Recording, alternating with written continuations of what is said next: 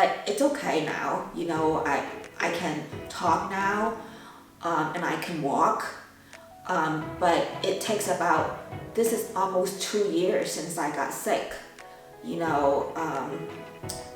But I think my life is still better in certain ways. Like Scott's parents, I love them a lot now, and then all my friends that I, sent emails to, and I think I really want to go work at every hospital to help other stroke patients, because many of them might be depressed, and some might not feel well, but some people, if they, become happy after some time, then I'll be happy. I used to not like to paint at all, but now I do. I kind of I'll drink kind of like modern pictures, so I like to do that. I like to play some games. I think in some ways my brain is younger. I'm 51, but I still sometimes think like I'm somewhat younger, but that's okay. So, and I'm busy going to this aphasia classes. I go to about 7 classes each week, and some is like an open call with other stroke people. We could talk about, we did our job before, and or how they got the stroke, their time. I mean, some people there, they had their stroke like 20 years ago, so and many of the people with stroke are older than me. I think there were a couple really young ones who's 35, so I like talking with them, because I never thought of stroke before. That's all.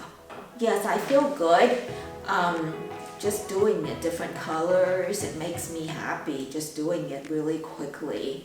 So, and I also like to give them to people I know. Like, I have a friend who was in Boston on that aphasia class, and I haven't told him yet, but Alan, he's a big Boston Celtics fan, so I want to make that picture in that color, green, gold, and I think it's black and white, and give it to him. So, and it makes me happy, and I think when he looks at it, he will probably feel happy too. That's what I like, that we're both happy. I know people feel down sometimes, so whatever I can do to make them happy is important for me to do. Cindy's parents lived with us, and her mom was sick with leukemia, so we had some experience caring for her at home. And then 2 years later, her dad started to get sick, and he eventually passed away. So we had experience caring for her parents who were elderly and needed help.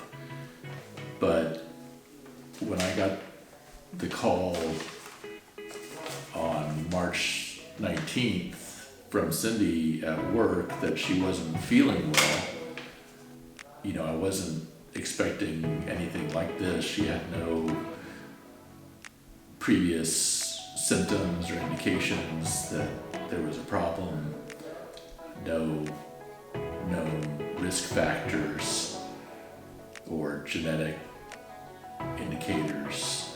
And when I got to her workplace, she was in the back of an ambulance and unresponsive, and she went to the hospital and had multiple surgeries and didn't speak for 3 months.